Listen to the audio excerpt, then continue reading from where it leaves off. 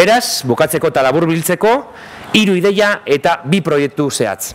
Lehenengoa da, bestera batez egin behar dugula politika, udal politika. 21. mendeko kultura politika oinarritu behar da adostasunean, gardentasunean, hurbiltasunean eta hiritarren parte hartzean. Hori beharrezkoa da. Udal politika gainera izan behar da oso zehatza. Eta horretarako beharrezkoa da ezagutzea zein den gure gizarte, ekonomi eta naturaren errealitatea. 2. ideia. Hiri berri bat sortu behar dugu. Hiri bat non pertsonak dauden politika gintzaren erdian. Benetako hiri iraunkorra bilakatu nahi dugu Gasteiz.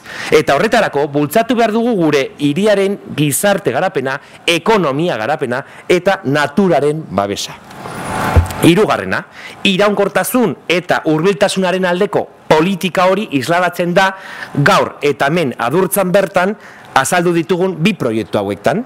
Lehenengoa da ekoauzoak. Ekoauzoa proiektua, urrezko auzoen berroneratze ekologiko eta jasangarriaren aldeko programa. Proiektu honekin urrezko auzoak jasangarritasunaren 3 ikuspegietatik berroneratuko ditugu. Eta 2. proiektua da auzoreka proiektua, Gasteizko auzoen arteko oreka lortzeko asmoaz. Berdintasunean datza gure proiektua, eta berdintasun hori ere eraman nahi dugu gure auzo guztietara. Eskerrik asko.